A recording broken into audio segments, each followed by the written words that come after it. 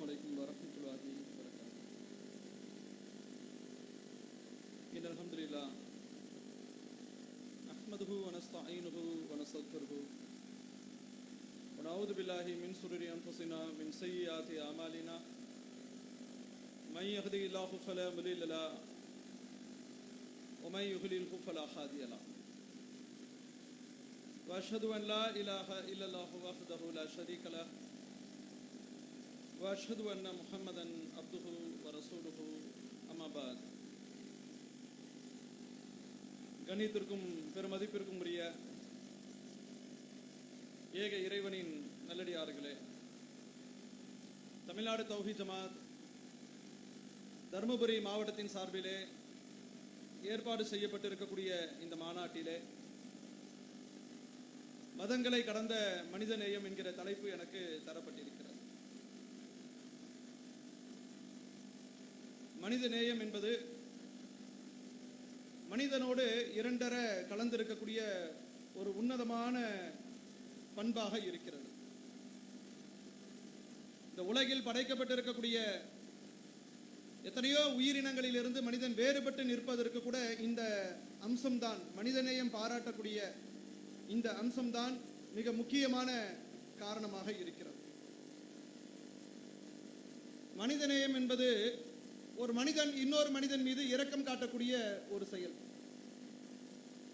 அவர் நமக்கு தெரிந்தவராக இருக்கலாம், தெரியாதவராக இருக்கலாம், நம்முடைய இனத்தை சேர்ந்தவராக இருக்கலாம், நம்முடைய இனத்தை சேராதவராக இருக்கலாம், நம்முடைய மொழி பேசக்கூடியவராக இருக்கலாம், நம்முடைய மொழி பேசாதவராக இருக்கலாம். யாராக இருந்தாலும் சரி, ஒரு மனிதர் இன்னொரு மனிதர் மீது இரக்கம் காட்டுவது, அவர் விஷயத்திலே நல்லது நாடுவது, ஒருவர் படுகின்ற துன்பத்தை பார்க்கின்ற பொழுது அந்த துன்பத்திலே நாம் பங்கெடுக்க வேண்டும் என்று எண்ணுவது, அதற்காக முயற்சி செய்வது, ஒருவர் நமக்கு கெடுதி செய்திருந்தாலும் சரி, கெட்டது செய்ததற்காக அவர்களை பழி வாங்க வேண்டும் என்கிற எண்ணம் இல்லாமல் போனால் போகட்டும் என்று பெருந்தன்மையாக மன்னித்து விடுவது, இவை யாவும் மனித நேயத்திற்குரிய செயல்களாக இருக்கிறது. இந்த உலகிலே வாழுகின்ற எல்லா மனிதர்களும் மனிதநேயம் பாராட்டக்கூடியவர்களாக இருப்பார்கள் என்று சொன்னால், நிச்சயமாக இந்த உலகத்திலே இன்று நடைபெறுகின்ற கொலை சம்பவங்கள், கொள்ளை சம்பவங்கள், வழிப்பறி சம்பவங்கள், கற்பழிப்பு சம்பவங்கள், குழந்தை கடத்தல் சம்பவங்கள், இன்று நடைபெறுகின்ற எத்தனையோ காரியங்கள், மதங்களுக்கு மத்தியிலே நடைபெறுகின்ற கலவரங்கள், மோதல்கள், வன்முறைகள், ஒவ்வொரு பகுதிகளிலும் அமைதிக்கு குந்தகம் விளைவிக்கும் விதமாக நடைபெறுகின்ற ஒவ்வொரு காரியங்களுமே ஒன்றுமே இல்லாமல் போய்விடும். எப்பொழுது ஒவ்வொரு மனிதனும் இறைவன் என்னை மனிதனாக படைத்திருக்கிறான், நான் மனிதனாக படைக்கப்பட்டிருக்கக்கூடிய வேளையிலே நான் மனிதநேயம் பாராட்டக்கூடியவனாக இருக்க வேண்டும், மனிதர்களை நேசிக்கக்கூடியவர்களாக இருக்க வேண்டும், என்னை வெறுக்கக்கூடியவர்களை கூட நான் அரவணைக்கக்கூடியவர்களாக இருக்க வேண்டும் என்கிற ஒரு எண்ணத்திற்கு வரக்கூடிய நேரத்திலே நிச்சயமாக இன்று நாட்டிலே நடைபெறுகின்ற பல்வேறு விதமான குற்றங்கள் ஒட்டுமொத்தமாக குறையும் என்பதிலே மாற்று கருத்து இருக்க முடியாது. ஆனால் நீங்கள் பார்க்கலாம், பள்ளிக்கூட பாடத்திலே சின்ன பிள்ளைகளுக்கு அவர்களுக்கு பாடம் சொல்லி கொடுப்பார்கள். மாரல் சயின்ஸ்னு ஒரு பாடமே இருக்கு. 5வது வரை படிக்கக்கூடிய மாணவர்களுக்கு இதை கட்டாயமாக பாடமாக சொல்லி தருவார்கள். என்ன மாரல் சயின்ஸ் என்பது என்ன?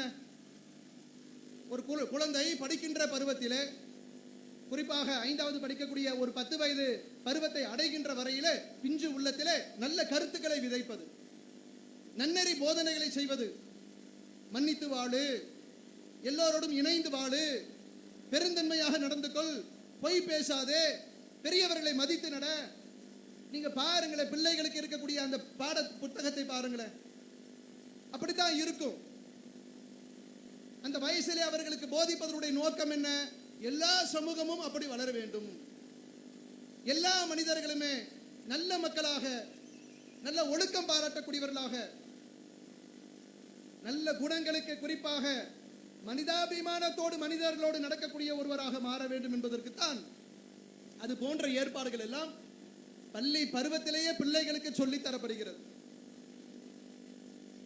இப்படியெல்லாம் சொல்லி தரப்படுகின்ற பிள்ளைகள் படிக்கிறார்கள், வளருகிறார்கள். நீங்கள் சிந்தித்து பாருங்கள், இன்னைக்கு சமூகத்தில் நாம் எதை பற்றி பேசிக் கொண்டிருக்கிறோமோ அது உயிரோட்டத்தோடு இருக்கிறதா? மனிதர்கள் மனிதாபிமானத்தோடு மனிதநேயத்தோடு மக்களுக்கு மத்தியிலே பழகக்கூடியவர்களாக இருக்கிறார்களா? தேடி பார்க்கக்கூடிய நிலைமையில் இருக்கிறோம். மனிதாபிமானத்தோடு இரக்கம் காட்டக்கூடியவர்களை இன்று தேடி தேடி பார்க்கக்கூடிய நிலையிலே சமுதாயம் மாறிவிட்டது. எல்லாம் சுயநலமான வாழ்க்கை. பொதுநல சிந்தனை இன்னைக்கு பார்க்க முடியல. பொதுநலம் என்று மேடை போட்டு பேசக்கூடிய பெரும்பாலான பொதுநலவாதிகள் அத்தனை பேருமே சுயநலவாதிகளாக இருக்கிறார்கள். நல்ல இனிக்க இனிக்க மக்களுக்கு மத்தியிலே பேசுவார்கள். உங்களுக்காகத்தான் நான் என்றெல்லாம் சொல்லுவார்கள். கிடையாது, அவங்களுக்காகத்தான் அவங்க வாழ்றாங்க.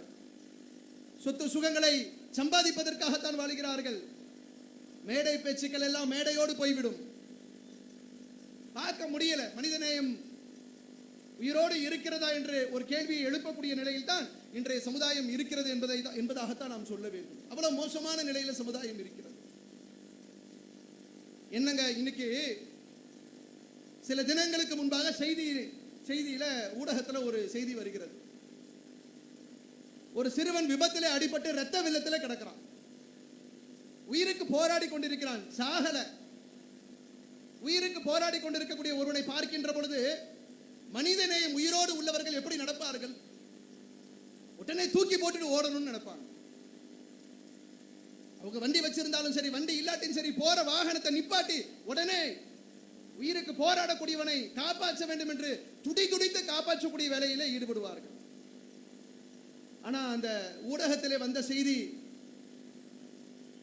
எதை உலகத்திற்கு சொல்லுகிறது என்று சொன்னால், மனிதநேயம் என்பது கேள்விக்குறியாகிவிட்டது என்பதை காட்டக்கூடிய செய்தியாக இருந்தது. அப்படி உயிருக்காக போராடக்கூடிய அந்த சிறுவனை அத்தனை பேரும் சுற்றி நின்று மொபைல்ல வீடியோ எடுத்துக் கொண்டிருக்கிறார். அவன் உயிர் பிரியக்கூடிய நிலையில இருக்கிறான், ஊசலாடி கொண்டிருக்கிறது. எல்லாம் சுத்தி நின்று போனை வச்சுக்கிட்டு படம் பிடித்துக் கொண்டிருக்கிறார்கள். என்ன படம் பிடிக்கிறாங்க? இப்படி ஒரு விபத்து நேரிட்டு விட்டது, இந்த பகுதியிலே நடந்திருக்கிறது, இன்னார் அடிபட்டு இரத்த வெள்ளத்திலே கிடக்கிறார், சம்பந்தப்பட்டவர்கள் யார் என்று அறிந்து அவர்களுக்கு உதவி செய்யுங்கள். இந்த வேலைகளை செய்து கொண்டிருக்கிறார்கள். உயிரை காப்பாற்ற வேண்டிய மனித குலம் வேடிக்கை பார்த்து கொண்டிருக்கிறது. படம் பிடித்துக் கொண்டிருக்கக்கூடிய ஒரு அவலத்தை சமீப நாட்களிலே நாம் பார்த்தோம். சுனாமி என்கிற ஒரு பேரழிவு ஏற்பட்டது. எல்லோரும் அதை மறந்திருக்க மாட்டோம். தர்மபுரி மாவட்டத்தில் அந்த பாதிப்பு இல்லை, நாங்கள் கடலோர வாசிகள் இல்லை என்று சொன்னாலும், தமிழகம் மட்டுமல்லாமல் பெரும் பகுதி இந்தியா, இந்தோனேஷியா உட்பட பல்வேறு நாடுகளிலே சுனாமியினுடைய தாக்கம் இருந்தது. லட்சக்கணக்கான உயிர்களை கொண்டு சென்றது. அது போன்ற காலகட்டங்களில் தமிழ்நாடு தௌஹீத் ஜமாத் போன்ற மனித நேயத்திற்காக பாடுபடுகின்ற அமைப்புகள் எல்லாம் இறங்கி சடலத்தை மீட்கக்கூடிய வேலைகள், காப்பாற்றக்கூடிய சேவைகள் என்று இது போன்ற மீட்பு பணியிலே ஈடுபடுகின்ற நேரத்திலே சுனாமியிலே இது மட்டுமா நடைபெற்றது? மக்கள் உதவி செய்கின்ற ஒரு சம்பவம் நடைபெற்றது. மனிதநேயம் உயிரோடு இருக்கிறது என்பதை காட்டக்கூடிய நிகழ்வு நடந்தது. அதை தாண்டி இன்னொன்றும் நடந்தது. என்ன தெரியுமா? அந்த சுனாமியிலே பாதிக்கப்பட்டு வீடு வாசலை இழந்து குடும்பத்தை இழந்து நிற்கக்கூடிய பெண்கள், வயதுக்கு வந்த பெண்கள் எல்லாம் கற்பழிக்கப்பட்ட சம்பவங்கள் நடைபெற்றது. கேட்பார் இல்ல, தன்னந்தனியா ஒரு குமரி புள்ள நிற்கிறா. இதுதான் நல்ல சந்தர்ப்பம். ஒரு பெரிய சுனாமி என்கிற ஒரு பேரழிவு ஏற்பட்டு எல்லாரும் அதிலே சிதறி சின்ன பின்னமாக கூடிய நேரத்தில், இந்த நேரத்தில் இந்த பெண்ணை கற்பழித்தோம் என்று சொன்னால் நமக்கு கிடைத்த வாய்ப்பு என்று பெண்கள் கற்பழிக்கப்பட்ட சம்பவங்கள் நடைபெற்றது. இறந்து போன சடலங்களை எல்லாம் அடக்கம் செய்கின்ற பணி ஒருபுறம் நடைபெறுகின்ற பொழுது, இருக்கக்கூடியவர்கள் இறந்து போன பிணங்களிலிருந்து நகைகளை திருடக்கூடிய, அவர்கள் வைத்திருக்கக்கூடிய பொருட்களை திருடக்கூடிய சம்பவங்களும் இந்த நாட்டிலே நடைபெற்றிருக்கிறது. அவ்வளவு நிலைமை மோசமாக இருக்கிறது என்பதற்காக சொல்றேன். சுனாமியில இறந்து போனவர்கள், அந்த கடல் சீற்றத்திற்கு உயிரை இழந்தவர்கள், தண்ணீரால் உடலெல்லாம் ஊதி போய் பிணமாக கிடைக்கின்ற பொழுது விரல்களிலே போட்டு இருக்கக்கூடிய மோதிரத்தை கலட்ட முடியல. கலட்டி பார்க்கறான் திருட்டு பைய, கலட்ட முடியல. விரலை வெட்டி கொண்டு போயிட்டாங்க. பல உடல்கள் அடக்கம் செய்யப்பட்டது. அடக்கம் செய்யப்பட்ட உடல்களுக்கு கை விரல்கள் இல்லை, கால் விரல்லாம் கரெக்டா இருக்கு. ஏன் கால் விரல்ல யாரும் தங்க மோதிரம் போட மாட்டாங்க. அப்ப என்ன மனித நேயம் இருக்கிறது? செத்து போன பிணத்துக்கிட்ட போய் யாரா திருடுவானா?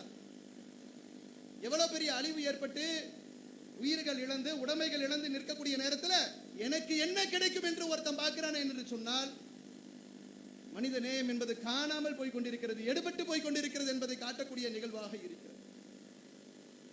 இப்படி ஏராளமான சம்பவங்களை சொல்ல முடியும். படித்தவர்கள் என்று சொல்லுகிறார்கள், மெத்த படித்திருக்கிறார்கள், மருத்துவம் பார்க்கிறார்கள், உயிர் காக்கும் சேவையிலே ஈடுபடுகிறார்கள்.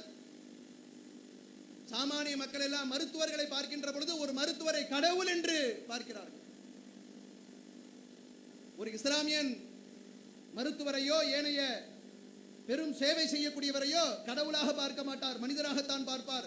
ஆனால் இன்று நம் சமூகத்திலே பிற சமுதாய மக்கள் அவங்க எல்லாம் என்ன பார்ப்பாங்கன்னு கேட்டா, ஒரு பெரிய உயிர் காக்கக்கூடிய சேவை, ஐயா நீங்க தான் எங்க தெய்வம், எங்க குல தெய்வையா அப்படின்னு போயிட்டு டாக்டர் போய் நிற்பாங்க. அப்பா ஆஸ்பத்திரியில் படுத்திருக்கிறாரு, உடம்பு சரியில்லாம, தகப்பனாருடைய உயிர் காப்பாற்றப்பட வேண்டும், எனவே நீங்க தான் எங்களுக்கு தெய்வம். அப்படிப்பட்ட ஒரு உன்னதமான இடத்தில் வைத்து பார்க்கக்கூடிய மருத்துவர்கள் எல்லாம் மனிதாபிமானத்தோடு நடக்கிறார்கள் என்று சொல்ல முடியுமா? ஏழை பாளைகள் வருகின்ற பொழுது ஏழை பாளைகளிடத்தில் எப்படி நடக்கிறார்கள்? நல்லா சம்பாதிக்கிறீங்க, லட்ச லட்சமா கோடி கோடியா உங்களுக்கு வருமானம் வருகிறது. இன்னைக்கு வருமானத்திலே ஒரு பெரிய வருமானம் என்று சொன்னால் மருத்துவ வருமானம் தான். அப்படியெல்லாம் நீங்க நிறைய சம்பாதிக்கின்ற பொழுது ஒரு ஏழை திடீர்னு விபத்துல மாட்டியிருப்பான், ஒரு அவசர சிகிச்சை என்று உங்ககிட்ட வரக்கூடிய நேரத்தில் நீங்க அங்க உடனடியாக உயிர் காக்கக்கூடிய வேலையில ஈடுபட்டுருவீங்களா? மருத்துவமனையுடைய தனியார் மருத்துவமனையுடைய நடைமுறை என்ன? மருத்துவருடைய நடவடிக்கை எப்படி இருக்கும்? இங்க நீ சேர்க்கிறதா இருந்தா பேச்சுவார்த்தை நடைபெறும், அங்க உயிர் இழுத்து கொண்டிருக்கும். என்ன பேசுவாரு? முதல்ல போயிட்டு 50,000 கவுண்டர்ல கட்டிட்டு வாங்க, மற்றதெல்லாம் அப்புறம் பார்க்கலாம். 50,000 50,000 இல்ல 2,000 தான் இருக்கு, 1000 தான் இருக்கு, பக்கத்துல கவர்மெண்ட் ஹாஸ்பிட்டல் இருக்கு, அங்க கொண்டு போ. குறைந்தபட்சம் அந்த உயிர் இன்னும் சில நொடிகளிலோ சில நிமிடங்களிலோ பிரிந்து விடக்கூடிய நிலைமையில இருக்கு. அப்படி பிரிந்து விட்டது என்று சொன்னால் அந்த பெத்த தாய்க்கு அந்த பிள்ளை திரும்ப கிடைக்காது. சகோதர சகோதரிகள் அந்த நேரத்தில் காப்பாத்துங்கன்னு வந்து நிக்கிறாங்க பாருங்க, அவங்களுக்கு நீங்க திருப்பி கொடுக்க முடியாது. அப்படிப்பட்ட ஒரு சந்தர்ப்பத்திலே முதல்ல கொண்டு போய் சேரு, நான் மருத்துவம் பார்க்கிறேன், முதல் சிகிச்சை செய்யறேன் என்று சொல்லக்கூடிய மருத்துவர்கள் எத்தனை பேர்? காசுதான் அவங்களுடைய இலக்கு. எவர்களுக்கு பணத்தை செலவழிக்க முடியுமோ நல்லா இழித்து இழித்து பேசுவார்கள். கஷ்டத்திலே வரக்கூடியவர்கள், ஏழை பாளைகளாக வரக்கூடியவர்கள் விரட்டி அடிக்கப்படுகிறார்கள். எங்க இருக்குது மனிதநேயம்? பள்ளிக்கூடமாக இருக்கட்டும், எந்த துறைகளை நீங்கள் எடுத்துக்கொண்டாலும் சரி, ஏழைகள் எல்லாம் விரட்டி விரட்டி அடிக்கப்படுகிறார்கள் என்று சொன்னால், பணக்காரர்களால் ஒதுக்கி ஒதுக்கி தள்ளப்படுகிறார்கள் என்று சொன்னால், மனிதநேயம் என்பது காணாமல் போய்விட்டது என்பதை தாண்டி வேற என்னத்தை சொல்ல முடியும்? இல்லங்க, பார்க்க முடியல. அப்படிப்பட்ட நிலையிலே இன்னைக்கு சமுதாயம் பயணித்துக் கொண்டிருக்கிறது. ஒரு கவலைக்குரிய நிலையிலே நாமும் நம்முடைய சமூகமும் இருந்து கொண்டிருக்கிறோம் என்கிற ஒரு கவலையை உங்களுக்கு மத்தியிலே நீங்கள் ஏற்படுத்திக் கொள்ளுங்கள். இப்படியெல்லாம் மேடை போட்டு தௌஹீது ஜமாத்தின் சார்பா ஒரு மாநாட்டிலே பேசுகின்ற பொழுது மனிதநேயத்தை குறித்தும் மனிதாபிமானம் குறித்தும் மக்களுக்கு மத்தியிலே இரக்கம் காட்டுவது குறித்தும் இந்த நேரத்திலே உங்களுக்கு மத்தியிலே உரையாற்றுகிற போது நம்மளை சுத்தி இருந்து பார்க்கக்கூடிய நம் அருமை தொப்புள் கொடி சொந்தங்களாக இருக்கக்கூடிய இந்து கிறிஸ்துவ சமுதாய மக்களுக்கு ஒரு ஆச்சரியமான ஒரு பார்வை ஏற்படலாம். இதையெல்லாம் பேசுறதுக்கு இஸ்லாமிய சமுதாயத்திற்கு தகுதி இருக்கிறதா அப்படின்னு ஒரு பார்வை வரலாம். முஸ்லிம்கள் எல்லாம் மனித நேயத்தை பத்தி பேசுறாங்க, முஸ்லிம்கள் எல்லாம் மனிதர்கள் விஷயத்திலே இரக்கம் காட்டுவதை பற்றி பேசுகிறார்கள். ரொம்ப ஆச்சரியமாக இருக்கிறது. தொலைக்காட்சியிலே ஒவ்வொரு நாளும் செய்திகளை பார்த்தோம் என்று சொன்னால், அங்கு குண்டு வெடித்தது, இங்கு குண்டு வெடித்தது என்று வெடிக்கின்ற குண்டுகளுக்கு பின்னால் முஸ்லிம்கள் இருக்கின்ற பொழுது, நடைபெறுகின்ற ஒவ்வொரு பயங்கரவாத சம்பவங்களுக்கு பின்னாலும் ஒரு இஸ்லாமிய இயக்கங்கள் இருக்கின்ற பொழுது, மனித உயிர்களை பற்றி எந்த விதமான மதிப்பும் அளிக்காத ஒரு சமுதாயம் மனித நேயத்தை பற்றி பேசுகிறதா? ஆஹா, ரொம்ப ஆச்சரியமா இருக்கே. கேட்கறதுக்கே ரொம்ப சுவாரஸ்யமா இருக்கே என்ற ஒரு எண்ணம், ஒரு கேள்வி மக்களுக்கு மத்தியிலே ஏற்படலாம். உங்களுக்கு மத்தியிலே அப்படி ஏற்படுகிறது என்று சொன்னால் அதில் எங்களுக்கு எந்த விதமான ஆச்சரியமும் இல்லை. ஏன்? நாங்கள் ஒரு பாவப்பட்ட சமுதாயம். எங்களை பற்றி உங்களுக்கு மத்தியிலே அப்படித்தான் எடுத்துக்காட்டப்பட்டிருக்கிறது. தினம் தினம் ஊடகங்கள் நடைபெறுகின்ற ஒவ்வொரு செய்திகளையும் எடுத்து காட்டுகின்ற பொழுது ஒரு சமுதாயத்தையே, ஒட்டுமொத்த முஸ்லிம்களையும் ஒரு பயங்கரவாத சமுதாயமாக, ஒரு தீவிரவாதத்தில் ஈடுபடுகின்ற ஒரு மார்க்கமாக இஸ்லாமிய மார்க்கத்தை காட்டக்கூடிய ஒரு நிலைமை என்பது இன்று இருப்பதை நிச்சயமாக மறுக்க முடியாது. இஸ்லாமிய சமுதாயத்தினுடைய ஒரு பிரதிநிதியாக இருந்து கொண்டு தமிழ்நாடு தௌஹீது ஜமாத் உங்களுக்கு மத்தியிலே சுருக்கமாக அது குறித்து ஒரு விளக்கத்தை சொல்ல வேண்டும் என்று சொன்னால், இஸ்லாமிய மார்க்கத்திற்கும் பயங்கரவாதத்திற்கும் முனை அளவுக்கு கூட சம்பந்தம் கிடையாது. நன்றாக புரிந்து கொள்ளுங்கள். ஒரு முஸ்லிம் ஒரே ஒரு உயிரை, 1000 உயிரை பற்றி பேசவில்லை, லட்சோப லட்ச உயிர்களை பற்றி பேசவில்லை, ஒரே ஒரு உயிரை அநியாயமான முறையிலே கொலை செய்வான் என்று சொன்னால் அவனை முஸ்லிம் இல்லை என்று எங்களுடைய வேத புத்தகமான திருமறை குர்ஆன் சொல்லுகிறது. திருக்குர்ஆனிலே ஒரு வசனம் இருக்கிறது. யாரேனும் ஒருவர் ஒரு உயிரை அநியாயமான முறையிலே கொலை செய்வார் என்று சொன்னால்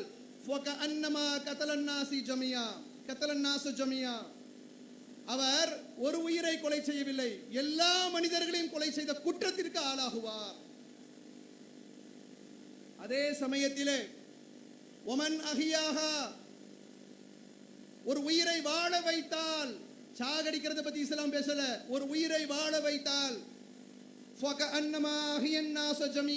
அவர் ஒரு மனிதரை வாழ வைத்த நன்மையை பெறமாட்டார், ஒட்டுமொத்த மனித குலத்தையும் எல்லா மனிதர்களையும் வாழ வைத்தால் என்ன நன்மை கிடைக்குமோ அப்படிப்பட்ட நன்மையை அவர் தட்டி செல்வார். இதுதாங்க இஸ்லாம் என்பது. திருக்குர்ஆன் எங்களுக்கு போதிக்கக்கூடிய போதனை என்பது இந்த போதனை தான். பயங்கரவாதத்தை பற்றி இஸ்லாம் சொல்லவில்லை. ஒருபோதும் இஸ்லாம் தீவிரவாதத்தை ஆதரிக்கவில்லை. ஒரு நாடு இஸ்லாமிய நாடாக இருந்தால் மாத்திரம் குற்றங்களுக்காக தண்டனை என்கிற பெயரிலே மரண தண்டனை கொடுக்கலாமே தவிர, அல் கைதா என்கிற பெயரிலே, ISIS என்கிற பெயரிலே, தாலிபான் என்கிற பெயரிலே சில குழுக்கள் முஸ்லிம் குழுக்களாக செயல்பட்டாலும் அதற்கும் இஸ்லாத்திற்கும் எந்த சம்பந்தமும் கிடையாது. அவைகளை நாங்களே ஒதுக்கி தள்ளுகிறோம். ஒட்டுமொத்த உலகத்திலும் இஸ்லாமிய சமுதாயத்தினுடைய ஆதரவுகளை அவர்கள் பெறவில்லை, நாங்க எதிர்க்கிறோம். தமிழ்நாடு தௌஹீத் ஜமாத் 2014 ஒரு மாதம் முழுவதுமாக தீவிரவாதத்திற்கு எதிராக தீவிர பிரச்சாரத்தை செய்தது. மனித குலம் சுபிட்சமாக இருக்க வேண்டும், அமைதியோடு வாழ வேண்டும். இந்த நாட்டிலே இருக்கக்கூடிய இந்துக்களும் முஸ்லிம்களும் கிறிஸ்தவர்களும் அண்ணன் தம்பிகளாக, மாமன் மச்சான்களாக இருக்க வேண்டும். நமக்குள்ளே பகைமை இருக்கக்கூடாது, வெறுப்புணர்வு இருக்கக்கூடாது. ஆனால் திட்டமிட்டு முஸ்லிம்களையும் இந்துக்களையும் பிரிப்பதற்கு சில சதிகள் நடைபெறுகிறது.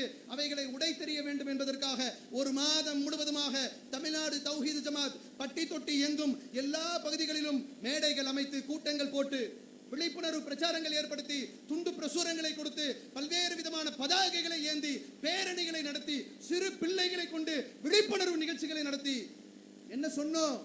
இஸ்லாத்திற்கும் பயங்கரவாதத்திற்கும் சம்பந்தம் கிடையாது. இஸ்லாம் என்று சொன்னால் அமைதி மார்க்கம். இஸ்லாம் என்கிற வார்த்தை இருக்கிறதே, அரபி வார்த்தை, அந்த வார்த்தையினுடைய பொருளே அமைதி, சாந்தி. ஒரு முஸ்லிம் இன்னொரு முஸ்லிமை சந்திக்கின்ற பொழுதும், முஸ்லிம் அல்லாத நண்பர்களை சந்திக்கின்ற பொழுதும் அஸ்ஸலாமு அலைக்கும் என்று சொல்ல வேண்டும். இது முஸ்லிம்களுக்கு மத்தியிலே மட்டும் பரிமாறக்கூடிய வார்த்தை அல்ல.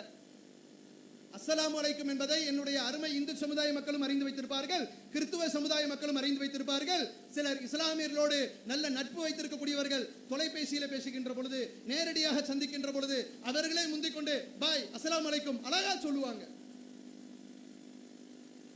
ஒரு நாளில் ஒரு முஸ்லிமுடைய வாயிலிருந்து நூற்றுக்கணக்கான அஸ்ஸலாமு அலைக்கும் என்று வரும். என்ன அர்த்தத்தில் சொல்றோம்னு நினைக்கிறீங்க? பல பேருக்கு அதனுடைய அர்த்தம் தெரியாது. அஸ்ஸலாமு அலைக்கும் என்று சொன்னால் உங்கள் மீது அமைதி, சாந்தி ஏற்படட்டும்.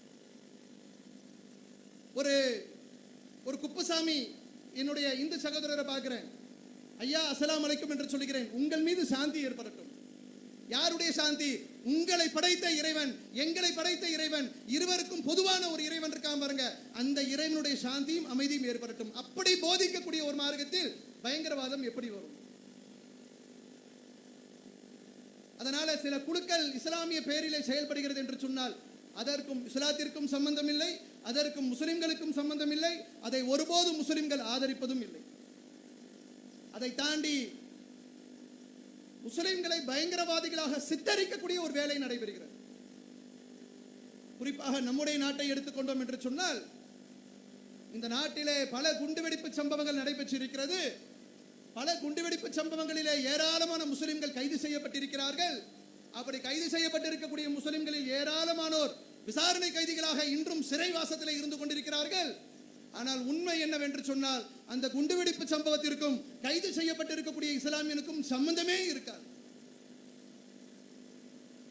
குறிப்பாக 2005 காலகட்டத்திற்கு பிறகு நடைபெற்ற மாலேகான் குண்டுவெடிப்பு, அஜ்மீர் தர்கா குண்டுவெடிப்பு, ஹைதராபாத் மக்கா மஸ்ஜித் குண்டுவெடிப்பு, சம்ஜவுதா ரயிலிலே வெடித்த குண்டுவெடிப்பு, இப்படி ஏராளமான குண்டுவெடிப்பு சம்பவங்களுக்கு பின்னணியிலே இந்துத்துவ இயக்கங்கள் இருக்கிறது என்பதுதான் உலகத்திற்கு உண்மை என வந்திருக்கிறது.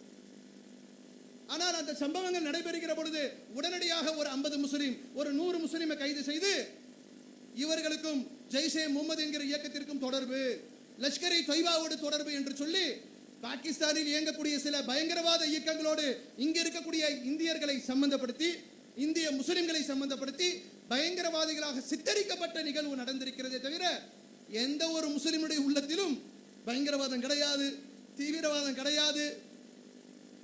ஒரு மனிதனை துன்புறுத்தல் செய்யக்கூடாது என்று சொல்லக்கூடிய ஒரு போதனைக்கு சொந்தக்காரர்களாக நாங்கள் இருக்கிறோம். நபிகள் நாயகம் ஸல்லல்லாஹு அலைஹி வஸல்லம் இந்த மாநாட்டை நடத்துகிறோம், எவருடைய பெயரால் நடத்துகிறோம் என்று சொன்னால், எங்களுடைய உயிரை விட நாங்கள் மேலாக மதிக்கக்கூடிய, நேசிக்கக்கூடிய, ஒட்டுமொத்த மனித குலத்திற்கும் வழிகாட்டி என்று நாங்கள் நம்பக்கூடிய முஹம்மது நபிகள் பெருமானார் ஸல்லல்லாஹு அலைஹி வஸல்லம் அவர்களுடைய பெயரால் இந்த மாநாட்டை நாங்கள் நடத்தி கொண்டிருக்கிறோம். அந்த தூதர் எங்களுக்கு போதனை செய்தார்கள். என்ன போதனை செய்தார்கள் தெரியுமா?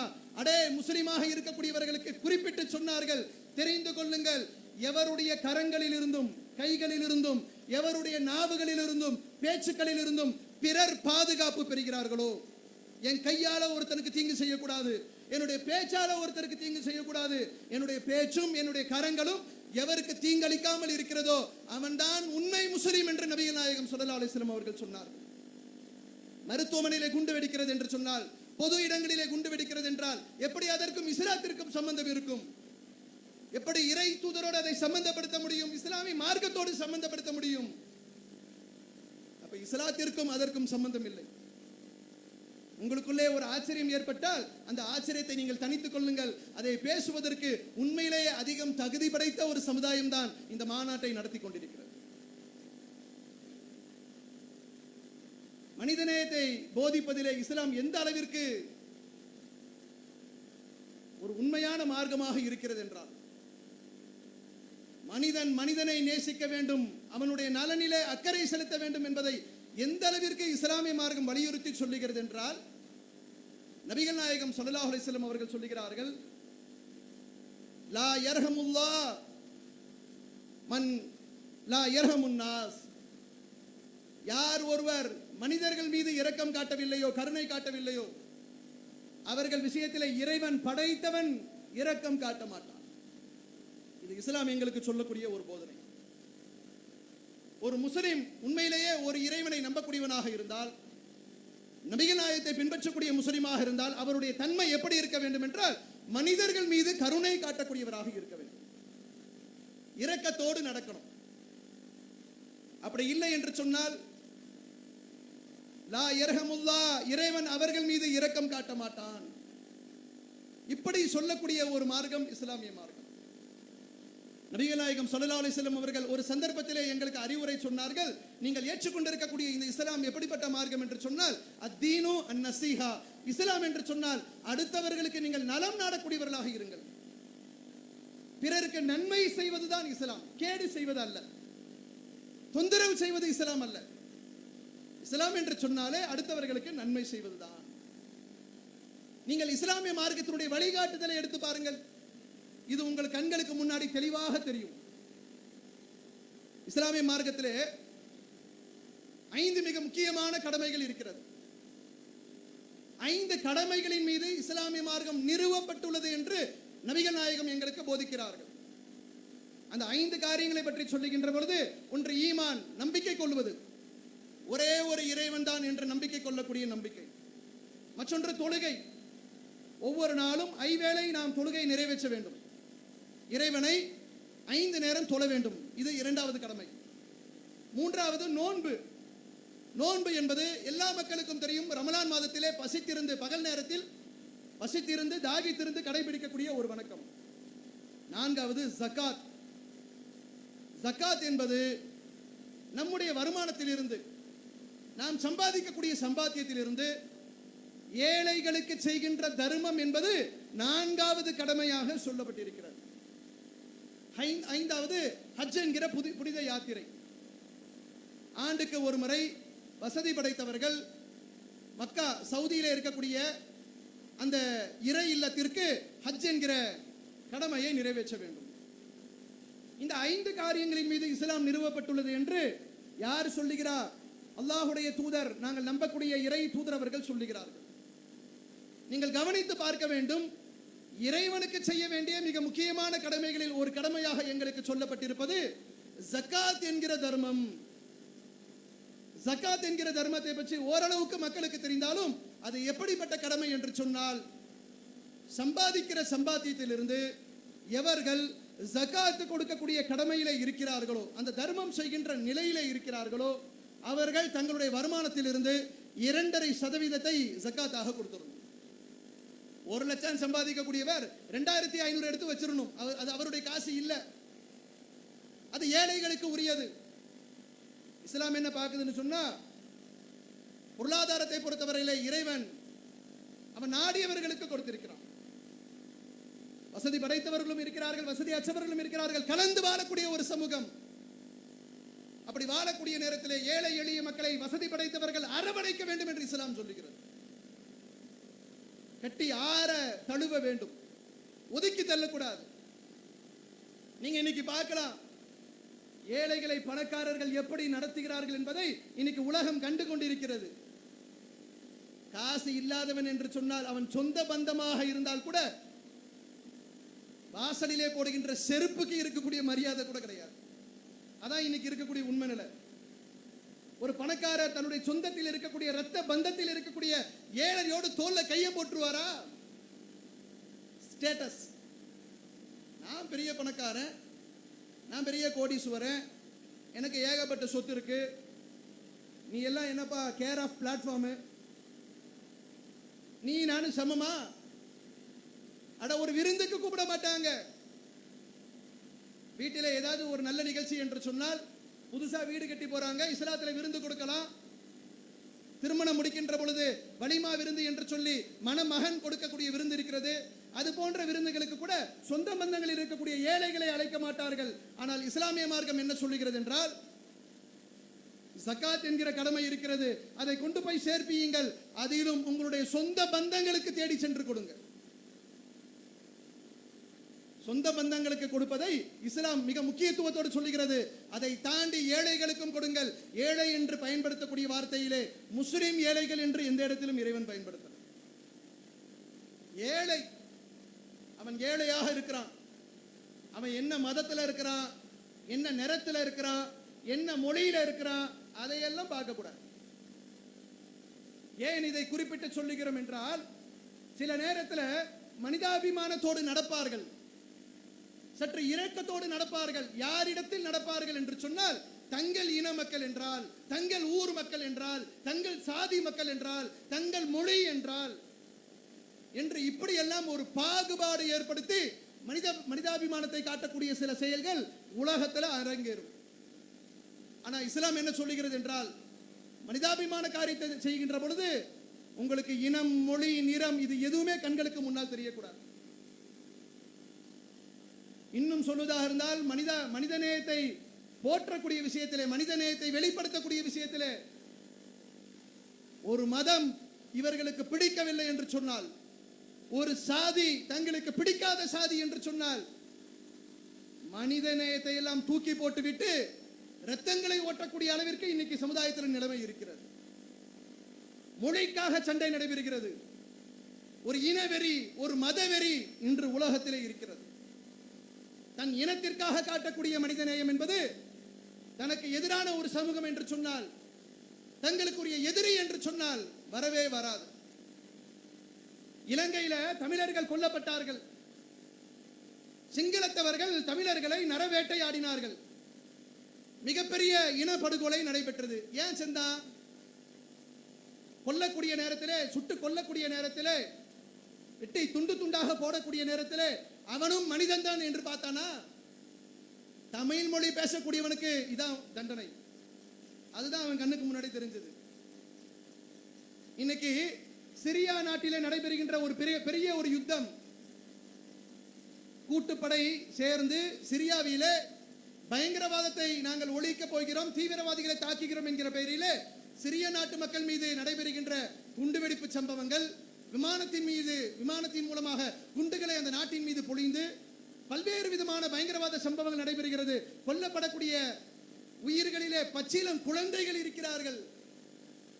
உயிர்களை காப்பாற்றுவதற்காக கடல் வழியாக ஒரு படகிலே, ஒரு கப்பலிலே பல நூற்றுக்கணக்கான மக்கள் தங்கள் உயிர்களை காத்துக் கொள்வதற்காக கடலிலே செல்லக்கூடிய நேரத்திலே நடு கடலிலே அந்த கப்பல் கவிழ்ந்து பல ஆயிரக்கணக்கான உயிர்கள் இதுவரை இறந்திருக்கிறது. சிரியாவில் நடைபெறுகின்ற மிக கொடூரமான சம்பவங்கள். கொல்லக்கூடியவன் அதுவும் ஒரு உயிர் தானே, அவனும் மனிதன் தானே, பச்சிலம் குழந்தை இருக்கிறதே, பெண்கள் இருக்கிறார்களே, பார்க்க முடியுது அவனுக்கு? இஸ்லாமியர்களை அழிக்க வேண்டும், அது அவருடைய இலக்கு. அது அங்கு நடைபெற்றுக் கொண்டிருக்கிறது. கடற்கரையோரத்திலே ஒரு சிறுவன், அதிகபட்சம் பார்த்தோம் என்று சொன்னால் 3 வயது 4 வயது இருக்கும். சிந்தித்து பாருங்கள். நாமும் பிள்ளைகளை பெற்றெடுத்திருக்கிறோம். பிள்ளை பாசம் என்பது நம் அத்தனை பேருக்கும் தெரியும். ஒரு 3-4 வயது மதிக்கத்தக்க ஒரு சிறுவன் கடலோரத்திலே இந்த உலகத்தினுடைய எந்த சுகங்களையும் அனுபவிக்காமல் கடலிலே பயணிக்கின்ற பொழுது தங்கள் பெற்றோர்களோடு என்ன நடைபெறுகிறது, ஏது நடக்கிறது என்று தெரியாமல் உயிரை காத்துக் கொள்வதற்காக பயணம் செய்கிற பொழுது அந்த படகு விபத்திலே குழந்தை மரணித்து கடலோரத்திலே கடற்கரையிலே ஒதுக்கி தள்ளுகின்ற பொழுது உலகமெல்லாம் புகைப்படம் எடுத்து பல கோடான கோடி மக்கள் அதிகமாக பார்த்தார்கள். அதிகமான கண்களிலே கண்ணீர் வடித்த புகைப்படம் என்று பேசினார்களே. எங்க போச்சு மனிதனையும்? ஒரு இனத்தை அழிக்க வேண்டும் என்று வந்தால் அது எல்லாம் காற்றிலே பறந்து விடுகிறது. குஜராத்திலே ஒரு கலவரம் நடைபெற்றது. 3000க்கும் மேற்பட்ட முஸ்லிம்கள் கொல்லப்பட்டார்கள். கொன்றவரும் இந்தியர், கொல்லப்பட்டவரும் இந்தியர். ஏன் இந்தியன் என்ற ஒரு பாசம் வரல? அவர்களுக்கு சொல்லப்பட்ட போதனை அப்படி. இஸ்லாமியர்கள் கருவறுக்கப்பட வேண்டும், இஸ்லாமியர்களுக்கு எதிராக ஒரு வன்முறை நிகழ்த்த வேண்டும். அதற்கு போதிய ஒரு பாதுகாப்பு கிடைத்தது, கருவறுத்து விட்டார்கள். அப்ப என்னன்னு கேட்டா, மனிதநேயம் என்பது அங்கொன்றும் இங்கொன்றுமாக சில மனிதர்களுக்கு மத்தியிலே இருக்கிறது என்று சொன்னாலும் தங்களுக்கு வேண்டியவர்கள் என்றால் கொஞ்சம் இருக்கும், தங்கள் மொழி பேசக்கூடியவர்கள் என்றால் இருக்கும். அதுவே எதிரி என்று சொன்னால் எங்கேயோ போயிடும். தோ இருக்கிற கர்நாடக மாநிலம் நமக்கு ரொம்ப நெருக்கத்தில் இருக்கு, தருமபுரிக்கு. அங்க இருக்கக்கூடிய கர்நாடக மாநிலத்திலிருந்து நமக்கு கொஞ்சம் தண்ணீர் எடுக்க முடியல. அது பாகிஸ்தான் இல்ல, அது இலங்கை இல்ல, அது சீனா இல்ல, நம்ம நாட்டில் இருக்கக்கூடிய தமிழகத்தை ஒட்டி இருக்கக்கூடிய அண்டை மாநிலம். ஒரு தண்ணி பிரச்சனைக்கு 2 அரசுகளுக்கு மத்தியிலும் ஒரு மோதல் ஏற்பட்டது என்று சொன்னால் அங்க இருக்கிற தமிழன் எல்லாம் போட்டு அடிக்கிறான். அங்க ஓடுற தமிழ்நாட்டு பஸ் எல்லாம் அடிச்சு நொறுக்கப்படுது. இங்கே என்ன நடைபெறுகிறது? இங்க இருக்கக்கூடிய கர்நாடகா பேசக்கூடியவர்கள், கன்னடம் பேசக்கூடியவர்கள் அடித்து நொறுக்கப்படுகிறார்கள். எங்கேயா இருக்கு மனிதநேயம்? 2 அரசுக்கு மத்தியில பிரச்சனை என்று சொன்னால் இங்க இருக்கக்கூடிய கன்னடத்துக்காரன் என்ன செய்வான், அங்க இருக்கக்கூடிய தமிழ்காரன் என்ன செய்வான்? ஏன் அறிவு மடங்கி போகுது? வெறி, அப்படி ஒரு வெறி வராது, மனிதநேயம் வராது. மதங்களை கடந்து மனிதநேயம் வர வேண்டும் என்று சொன்னால் உலகத்திலே ஒரே ஒரு இறைவன் என்ற நம்பிக்கைக்குள்ளே வந்து இஸ்லாம் சொல்லக்கூடிய உன்னதமான சித்தாந்தத்தை ஏற்றுக்கொள்ளக்கூடிய ஒரு நல்ல நம்பிக்கையாளருக்கு அந்த சிந்தனை வரும். நான் ஏன் இதை இப்படி குறிப்பிட்டு சொல்லுகிறேன் என்றால், இஸ்லாமிய மார்க்கம் முழுவதுமாக எங்களுக்கு போதிக்கக்கூடிய போதனை என்பது மத இன மொழி வேறுபாடு இல்லாமல் அத்துணை மக்களையும் சமமாக பாருங்கள் என்பதாகத்தான். பசி கொடுமை நாட்டில் இருக்குங்க. இன்னைக்கு ரேஷன் கடையில் அரிசி இல்லை, எல்லாரும் பைய தூக்கிட்டு போயிட்டு வெறும் பையோடு திரும்பி வருகிறோம், பொருள் இல்லை.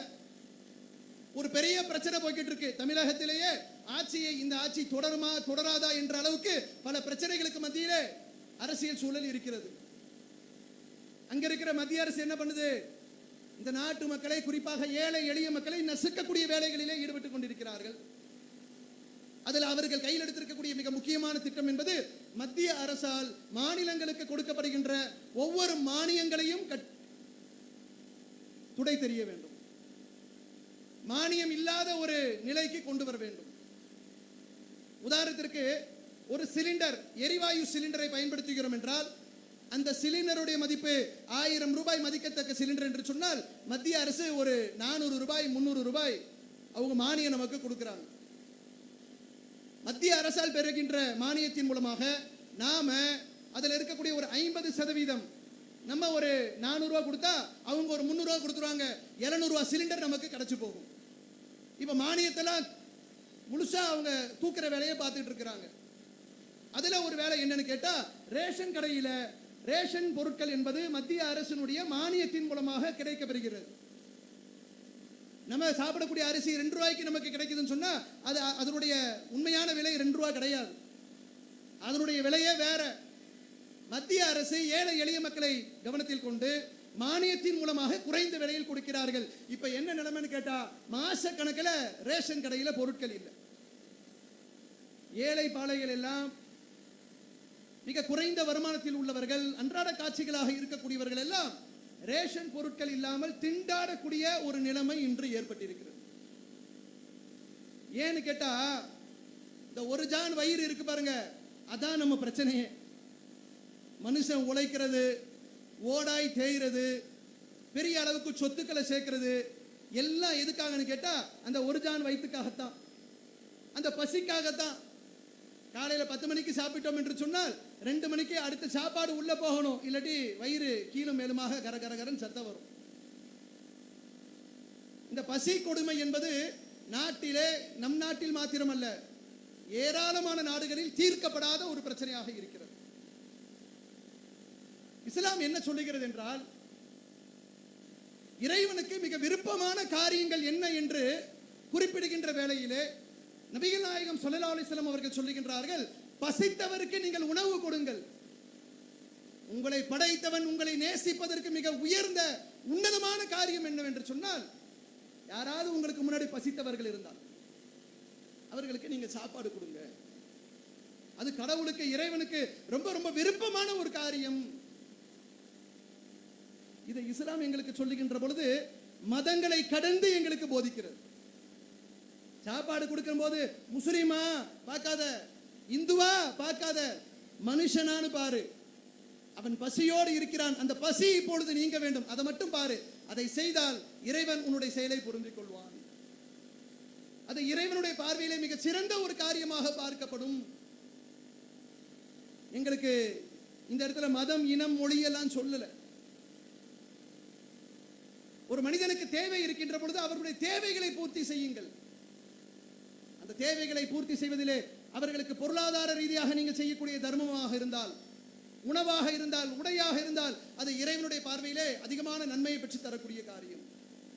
எல்லாமே இஸ்லாத்தினுடைய ஒட்டுமொத்த உபதேசமும் ஏழைகளுக்கு உதவி செய்யுங்கள், அவர்களுக்கு உணவு கொடுங்கள், அவர்களுக்கு உடை கொடுங்கள். இப்படியே தான் திரும்ப திரும்ப போதனையை பார்க்க முடியும். சில காரியங்கள் இஸ்லாத்திலே எங்களுக்கு பரிகாரமாக சொல்லப்பட்டிருக்கிறது. ஒரு காரியத்தை நாம் செய்கிறோம், அல்லது செய்ய முடியாமல் போய்விட்டது, செய்ய முடியாமல் போனால் அதற்கு ஒரு பரிகாரம் செய்ய வேண்டும். இப்படி எங்களுக்கு இஸ்லாத்திலே போதனை சொல்லப்பட்டிருக்கிறது. உதாரணத்திற்கு சொல்வதாக இருந்தால், நான் ஒரு காரியத்தை செய்வதாக படைத்தவன் மீது, அல்லாஹ்வின் மீது சத்தியமாக நான் இதை செய்கிறேன் என்று ஒரு காரியத்திற்கு வாக்களித்து விட்டேன். நான் சொல்லிட்டு என்னால் அதை செயல்படுத்த முடியாம போயிருச்சு. சத்தியம் பண்ணிட்டேன் ஒரு காரியத்தை செய்வதற்காக, ஆனால் பின்னால் எனக்கு ஏதோ ஒரு காரணம் செயல்படுத்த முடியாமல் போய்விட்டது. இப்ப இதற்கு ஒரு பரிகாரம் செய்ய வேண்டும். இஸ்லாத்தின் பார்வையிலே படைத்தவன் மீது சத்தியமிட்டு ஒன்றை சொல்லிவிட்டால் அதை எப்பாடுபட்டாவது நிறைவேற்ற வேண்டும். அது இஸ்லாத்தில் எங்கள் மீது சுமத்தப்பட்ட ஒரு கடமை. செயல்படுத்த முடியாவிட்டால் என்ன செய்யணும்? அதற்கு பரிகாரம் சொல்லப்படுகிறது. என்ன பரிகாரம் என்பதை நீங்கள் குரானிலே தேடி பார்த்தால், இறை வேதமாக நாங்கள் நம்பக்கூடிய திருக்குரான் இருக்கிறதே, அந்த வேத புத்தகத்தை நீங்கள் திருப்பி பார்த்தீர்கள் என்று சொன்னால் அந்த புத்தகம் சொல்லும் 10 ஏழைகளுக்கு உணவு கொடுங்கள். நீ ஒன்று செய்கிறேன்னு சொல்லிட்டு என் மீது சத்தியமிட்டு ஒன்றை செய்வதாக சொல்லி உன்னால் செயல்படுத்த முடியாமல் போய்விட்டதல்லவா, அதுக்கு பரிகாரம் மொட்டை அடிக்கிறதல்ல, அதுக்கு பரிகாரம் மண் சோறு சாப்பிடுறதல்ல, அதற்கு பரிகாரம் கொளுத்தும் வெயிலில் நிற்பதோ, பாத யாத்திரை என்று சொல்லி பல மைல்களுக்கு நடப்பதோ. இன்னைக்கு பல சமூகங்களிலே கடவுளுக்காக செய்கின்ற காணிக்கைகளாக அவைகள் செய்யப்படுகிறது. ஆனால் இஸ்லாம் சொல்லுகிறது, இறைவனுக்காக நீ ஒன்றை செய்ய வேண்டும் என்று. அதை செயல்படுத்த முடியாமல் போய்விட்டால் அதற்கு பரிகாரம் 10 ஏழைக்கு உணவு கொடு, அல்லது 10 ஏழைக்கு உடை கொடு, உடுத்துறதுக்கு உடைய கொடு. அதற்கு முடியாவிட்டால் அடிமைகள் இருந்தால் அடிமைகளை விடுதலை செய்யுங்கள், அடிமைத்தனம் இருக்கக்கூடாது. இப்படி இஸ்லாம் போதனை செய்கிறது. மதம் என்பது உள்ள குறுக்கல வரத்துக்கு இஸ்லாம் அனுமதியே கொடுக்கலங்க. இன்னைக்கு பாருங்க, இஸ்லாமியர்களாக இருக்கக்கூடியவர்களுக்கும் இந்துக்களுக்கும் மத்தியிலே இன்னைக்கு நாட்டில் பிளவை ஏற்படுத்துவதற்கு மிகப்பெரிய ஒரு சூழ்ச்சி நடைபெறுகிறது. குறிப்பாக மத்தியில் ஆளக்கூடியவர்கள், அந்த சிந்தனையில் உள்ளவர்கள் ஒற்றுமையாக இந்த தேசத்திலே இந்து முஸ்லிம்கள் வாழ்வதை அறவே விரும்பாதவர்கள். இறைவன் சோதிப்பதற்காக அவர்களுக்கு அதிகாரத்தின் மேல் அதிகாரத்தை கொடுத்துக் கொண்டிருக்கிறார். என்னென்ன நிலைமை எதிர்காலத்தில் ஏற்படும் என்ற ஒரு அச்ச உணர்வை தொடர்ந்து சில அரசியல் சூழல்கள், சில மாநிலத்தினுடைய தேர்தல் முடிவுகள் காண்பித்துக் கொண்டிருக்கிறது. நான் இங்க சொல்ல வர்றது என்னன்னு கேட்டா, முஸ்லிம்களாக இருக்கக்கூடியவர்களை இந்து சமுதாய மக்கள் எதிரிகளாக பார்க்க வேண்டும் என்பது பாஜக, ஆர்எஸ்எஸ் போன்ற இயக்கங்களுடைய ஒரு சித்தாந்தமாக, கொள்கையாக இருக்கிறது. நாங்கள் இஸ்லாமியர்கள் போராடுகிறோம். எதற்காக? நாங்கள் அப்படிப்பட்டவர்கள் இல்லை, நீங்களும் நானும் என்றென்றும் சகோதரர்கள் தான் என்று நாம் அதற்காக எதிராக பாடுபட்டு கொண்டிருக்கிறோம். இப்படி முஸ்லிம்களுக்கு எதிராக நீங்கள், இவர்கள் இஸ்லாமிய சமூகத்தை சேர்ந்தவர்கள், இந்துக்களை இந்த நாட்டிலே கருவறுக்கக்கூடியவர்கள். கடந்த காலங்களிலே முகலாயர்களுடைய ஆட்சியிலே இந்து மக்கள் கொல்லப்பட்டிருக்கிறார்கள். இந்து கோயில்கள், இந்து மதத்தினுடைய வழிபாட்டு தலங்கள் எல்லாம் இடிக்கப்பட்டிருக்கிறது என்றெல்லாம் சொல்லி இஸ்லாமியர்களுக்கு எதிராக ஒரு கசப்பான உணர்வை ஏற்படுத்துகின்ற பொழுது, முஸ்லிம்களுக்கு எதிராக வன்முறையில் ஈடுபடுவதற்கு கூட நம்முடைய நாட்டிலே சிலர் தயாராகிறார்கள். இவருடைய பொய்யான பிரச்சாரத்திற்கு அடிமையானவர்கள், அது உண்மையாக இருக்குமா என்று நம்பியவர்கள், நம்மோடு அண்ணன் தம்பிகளாக பழகியவர்கள் தான். ஆனால் விஷம் விதைக்கப்படுகிறது, நம் மீது ஒரு வெறுப்புணர்வு ஏற்படுத்தப்படுகிறது. அப்பொழுது முஸ்லிம்களுக்கு நல்ல உபகாரம் செய்யாவிட்டால் கூட பரவாயில்லை, முஸ்லிம்களை கருவறுக்கக்கூடிய அளவிற்கு சில நிலைமை மாறுகிறது. அதுதான் குஜராத்திலே நடைபெற்ற கலவரங்கள், மும்பையிலே நடைபெற்ற கலவரம், முசாஃபர் நகர், உத்தரப்பிரதேச மாநிலத்தில் முசாஃபர் நகரிலே நடைபெற்ற கலவரம். ஒரு மாட்டு இறைச்சி வைத்திருந்தார் என்று சொல்லி உணவுக்காக, சாப்பிடுவதற்காக இறைச்சி வீட்டிலே இருந்தது என்கிற ஒரு காரணத்திற்காக உத்தரப்பிரதேச மாநிலத்தில் முகமது அஹ்லாக் என்கிற ஒரு முஸ்லிம் பெரியவர் வீட்டிலே குடும்பத்தாரோடு அடித்து நொறுக்கப்பட்டு தெருவிலே கொண்டு வந்து போடப்பட்டு பெரிய கற்களை கொண்டு மண்டையில் போட்டு பிளந்து கொன்றார்களே. மனிதநேயத்தை பார்க்க முடியல. அதற்கு முன்பெல்லாம் அண்ணன் தம்பிகளாகத்தானே இருந்தோம், நல்ல உறவு இருந்தது. உறவுகளுக்கு மத்தியிலே ஒரு விரிசலை ஏற்படுத்தினார்களா? இல்லையா? அது மாதிரியான ஒரு சூழ்ச்சிகள் செய்கின்ற பொழுது, விஷக்கருத்தை விதைக்கின்ற பொழுது அதற்கு ஆளாகக்கூடியவர்கள் எதிரிகளாக ஒரு சமூகத்தை பார்க்கிறார்கள்.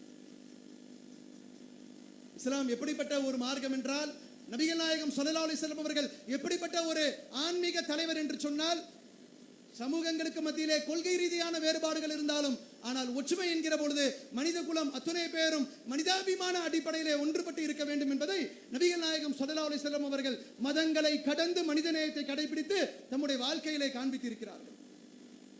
அதற்கு ஒரு சம்பவத்தை நாம் சொல்ல முடியும். இஸ்லாமியர்களுக்கு யூதர்கள் அன்றைய காலகட்டத்தில், இன்றும் சரி அன்றும் சரி, இஸ்லாமியர்களுக்கு மிகப்பெரிய எதிரி என்று சொன்னால் யூதர்களாக இருந்தார்கள். எந்த அளவிற்கு என்று சொன்னால், நபிகள் நாயகம் ஸல்லல்லாஹு அலைஹி வஸல்லம் அவர்களை பார்த்து கேலி கிண்டல் செய்வார்கள். முகமது நபி எப்படிப்பட்டவர்கள் என்று சொன்னால் இறை தூதர், ஆட்சி தலைவர், அரபு நாட்டை, அரபு தீபகற்பத்தை ஆளக்கூடிய ஒரு ஆட்சி தலைவராக இருந்தார்கள். அப்படிப்பட்ட இறை தூதரிடம் கேலி கிண்டல்களை செய்வார்கள், சபிக்கும் விதமான வார்த்தைகளை பேசுவார்கள். நான் குறிப்பிட்டு சொன்னேனே அஸ்ஸலாமு அலைக்கும் என்கிற வார்த்தை, அதை மாற்றி அஸ்ஸாமு அலைக்கும், உங்களுக்கு மரணம் ஏற்படட்டும் என்று நேருக்கு நேராக முகமது நபியிடம் யூதர்கள் சொல்லுவார்கள். அந்த அளவிற்கு யூதர்கள் முஸ்லிம்களை மிகப்பெரிய விரோதிகளாக அன்றைய காலகட்டத்திலே, நபிகள் நாயகம் காலத்திலே முஸ்லிம்களை, நபிகள் நாயகத்தை அவர்கள் பார்த்தார்கள். அப்படிப்பட்ட ஒரு கசப்பும் மோதலும் யூதர்களால் முஸ்லிம்களுக்கு எதிராக பின்னப்பட்ட நேரத்தில் கூட ஒரு சம்பவம் நடைபெறுகிறது. ஒரு முஸ்லிம் யூதரை அடித்து விட்டார். ஆட்சி தலைவர் யாரு? நபிகள் நாயகம் ஸல்லல்லாஹு அலைஹி வஸல்லம் அவர்கள், முகமது நபி அவர்கள் தான் ஆட்சி தலைவர். ஒரு முஸ்லிம் யூதரை அடித்து விட்டார். மதீனா முஸ்லிம்களின் ஆட்சி தலை நகராக இருக்கிறது. அந்த மதீனாவை சேர்ந்த அந்த இஸ்லாமிய சமூகத்தை சேர்ந்தவர் அடித்து விட்டார். எதற்காக அடித்தார்? ஒரு வியாபார பேச்சிலே, வியாபாரம் நடைபெறுகிற பொழுது அந்த யூதர் ஒரு வார்த்தையை பயன்படுத்துகிறார். ஒரு பொருளை விலைக்கு கேட்கிறாரு, யூதர் கொடுக்க மாட்டேன்றாரு. இந்த விலை எனக்கு கட்டுப்படி ஆகாது, போப்பான்னு சொல்றார் யூதர். அதை சொல்லுகின்ற பொழுது ஒரு வார்த்தையை சொல்லுகிறார், எல்லா மனிதர்களையும் விட சிறப்பித்த, மூசாவை சிறப்பித்த அந்த இறைவன் மீது சத்தியமாக நீ கேட்கிற விலைக்கு நான் பொருளை கொடுக்க மாட்டேன். எல்லா மனிதர்களையும் விட மூசாவை சிறப்பித்தானே அந்த இறைவன்றார். யூதர்கள் மூசாவை தூதர்கள் என்று நம்பக்கூடியவர்கள். முஸ்லிம்களாக இருக்கக்கூடிய நாங்களும் மூசாவை தூதராக ஏற்றுக்கொண்டிருக்கிறோம். நபி ஈசா அலைஹிஸ்ஸலாம் யார் கிறிஸ்தவர்கள் இயேசு என்று சொல்லுகிறார்களோ அந்த ஈசா அலைஹிஸ்ஸலாம் அவர்களையும் இறை தூதர் என்று நம்புகிறோம். இறுதி தூதர் நபிகள் நாயகம் ஸல்லல்லாஹு அலைஹி வஸல்லம் அவர்கள், இவர்கள் இறுதி தூதராக வந்துவிட்ட பிறகு இந்த தூதரை மட்டும்தான் பின்பற்ற வேண்டும் என்பது இஸ்லாமிய நம்பிக்கை. எல்லா மனிதரை விட மூசா சிறப்பு என்று சொன்னால் எங்கள் தூதர் முகமது நபி என்ன அப்படின்னு முஸ்லிமுக்கு கோவம் அடிச்சிட்டார். வழக்கு வருது இறை தூதரிடம். நபிகள் நாயகம் ஸல்லல்லாஹு அலைஹி வஸல்லம் அவர்கள் அந்த செய்தியை கேட்ட உடனேயே முஸ்லிமை கடுகடுப்பாக பார்த்து நபிகள் நாயகம் அவர்கள் கேட்ட வார்த்தை என்ன தெரியுமா? அவ்வாறு செய்தீர்களா? நீங்கள் இவரை அடித்தீர்களா? ஆம், அடிச்சேன். எதற்காக அடித்தீர்கள்? இன்ன காரணத்திற்காக அடித்தேன் என்று சொல்லி அந்த மூசாவுடைய சம்பவத்தை சொல்லுகிறார். சொன்ன உடனேயே நபிகள் நாயகம் ஸல்லல்லாஹு அலைஹி வஸல்லம் அவர்கள் அவர்களை கண்டிக்கிறார்கள். இறை தூதர்களுக்கு மத்தியிலே நீங்கள் வேறுபாடு காட்டாதீர்கள். மூசாவை விட நான் சிறப்புக்குரியவன் என்று சொல்லாதீர்கள். அல்லாஹ் ரப்பல் ஆலமீன் அந்த தூதருக்கு, மூசாவுக்கு ஏராளமான சிறப்புகளை கொடுத்திருக்கிறான் என்று சொல்லி பாதிக்கப்பட்ட ஒரு யூதர் வருகிற பொழுது, அந்த நாட்டிலே முஸ்லிம்கள் பெரும்பான்மையாக இருக்கிறார்கள், ஆட்சி அதிகாரம் அவர்களுடைய கையிலே இருக்கிறது. நபிகள் நாயகம் நினைத்திருந்தால் ஆமாம், அடித்ததில் என்ன தப்பு என்று கேட்டிருக்க முடியும். ஆனால் அப்படி கேட்கக்கூடிய ஒரு தூதராக அவர்கள் இருக்கவில்லை. மதங்களை கடந்து மனிதநேயத்தை விதைப்பதிலே ஒரு முன்னணி ஆட்சி தலைவராக அவர்கள் இருந்திருக்கிறார்கள். இடம் கொடுக்கல. ஒரு கசப்பு அந்த இடத்துல ஏற்பட்டு இருக்கணும். யூதரை நபிகள் நாயகம் கண்டித்திருப்பார்கள் என்று சொன்னால் ஒரு கசப்பு ஏற்பட்டிருக்கும். நபிகள் நாயகத்தினுடைய இந்த அணுகுமுறைதான் யூதர்களாக இருந்தவர்களையும் கிறிஸ்தவர்களாக இருந்தவர்களையும் மதீனாவிலே நபிகள் நாயகத்திற்கு முன்பாக இஸ்லாத்தை ஏற்பதற்கு கூட காரணமாக அமைந்தது. இதுதான் உண்மையான இஸ்லாமிய மார்க்கம். இஸ்லாம் என்று சொன்னாலே மதங்களை வைத்து பார்க்கக்கூடியதல்ல, அதை தாண்டி மனிதநேயத்தை பார்க்க வேண்டும்.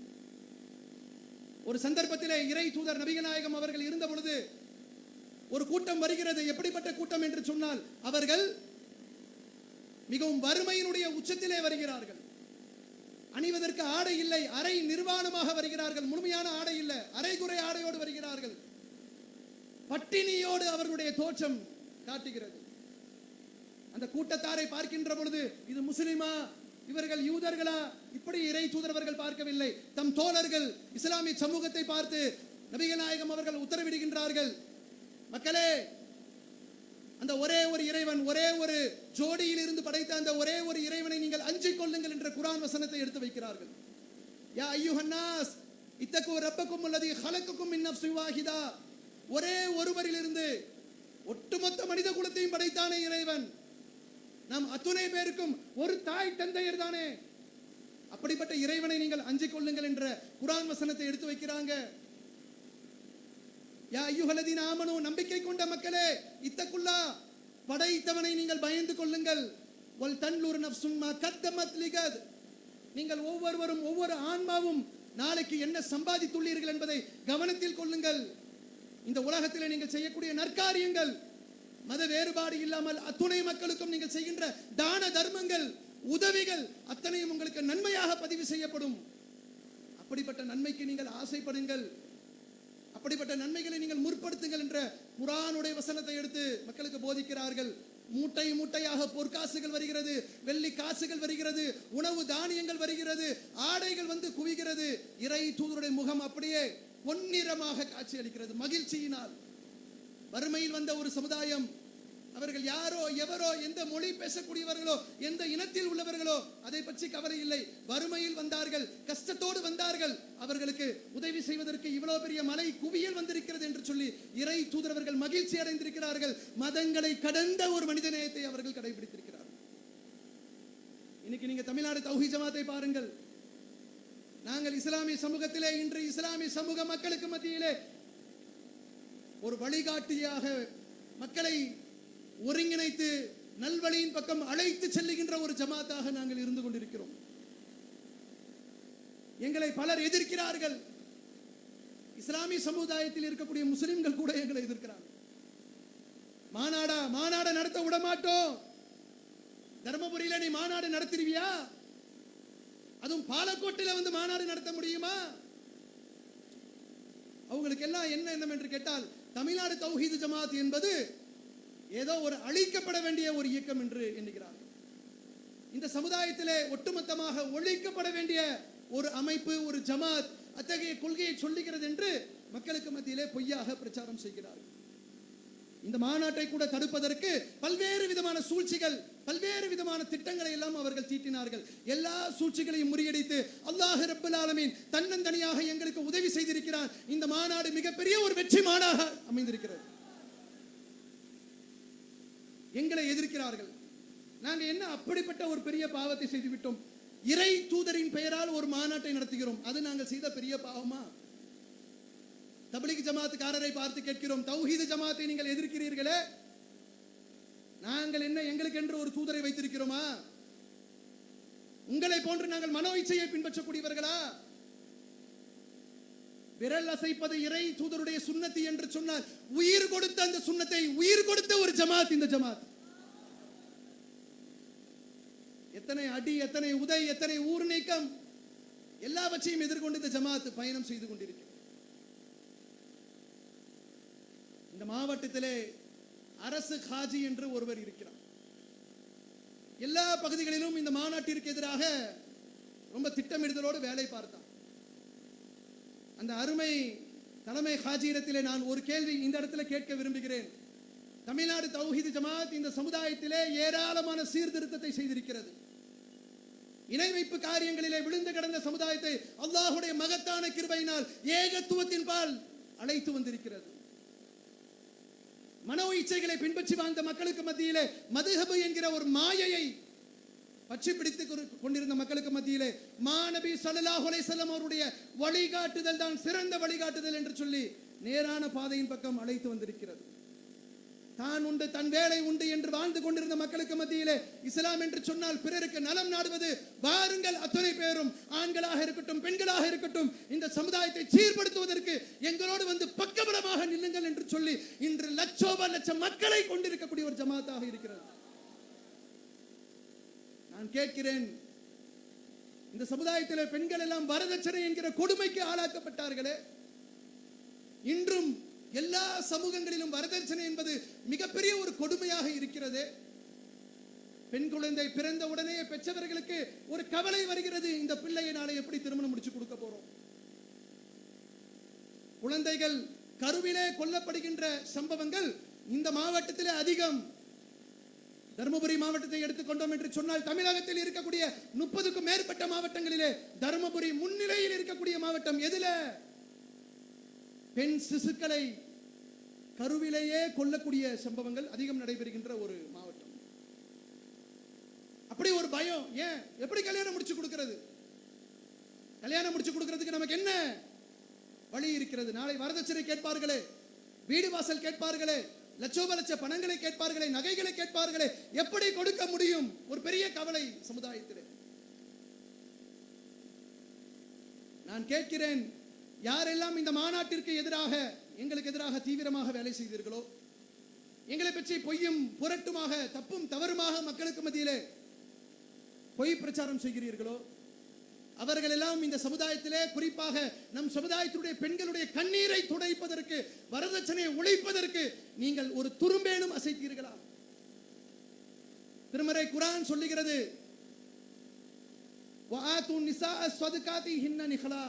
நீங்கள் மனம் முடிக்கக்கூடிய பெண்களுக்கு மஹர் கொடுங்க, மன கொடை கொடுங்க.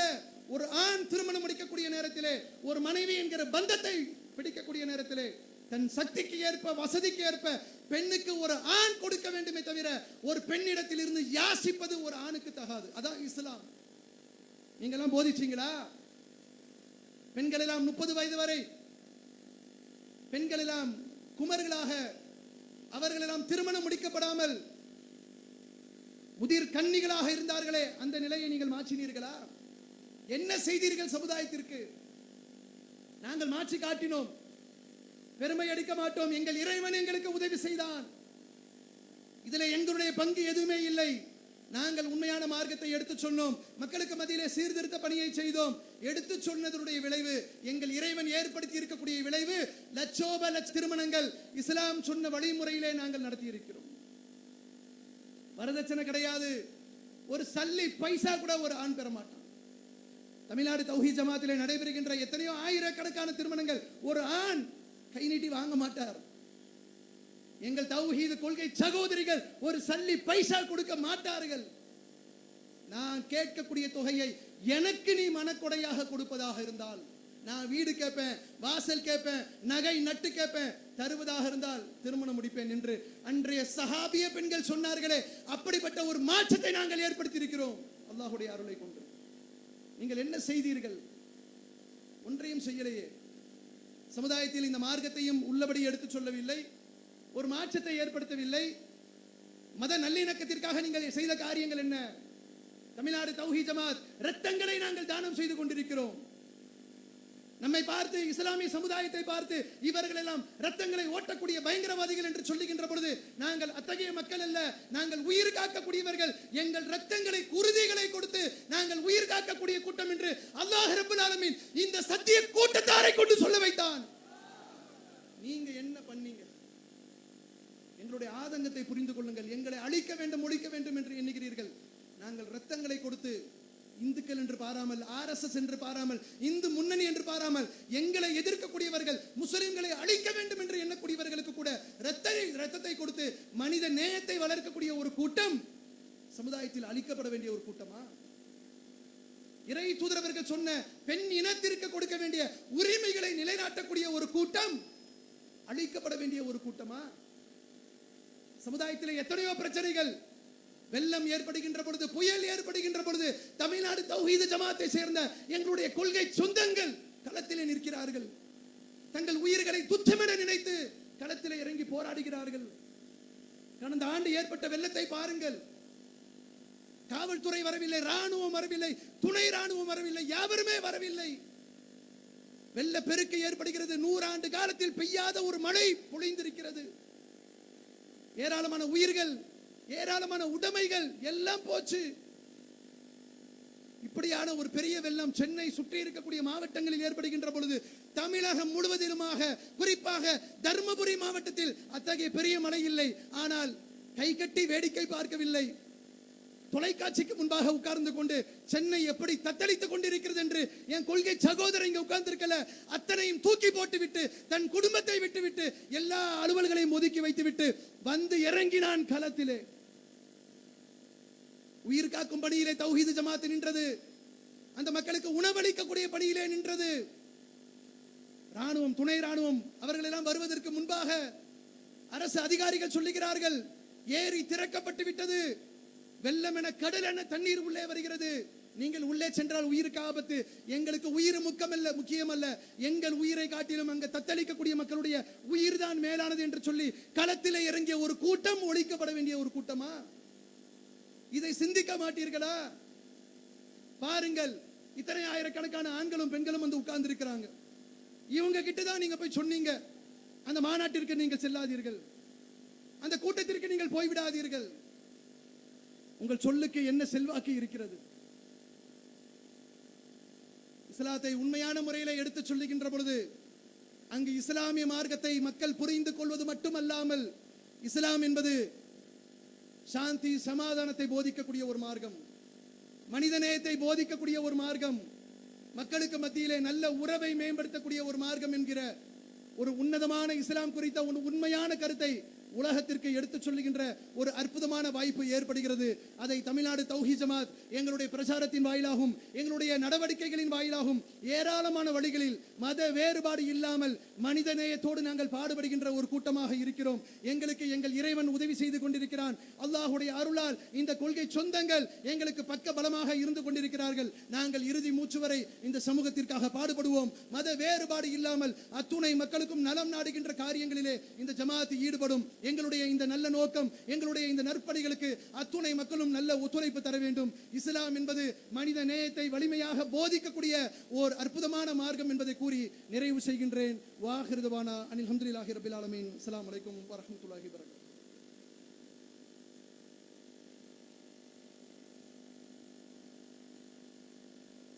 அஸ்ஸலாமு அலைக்கும் வரஹ்மத்துல்லாஹி வபரகாத்துஹு. இன்ஷா அல்லாஹ் மகரிபுக்கு உண்டான இடைவெளி விடப்படும்.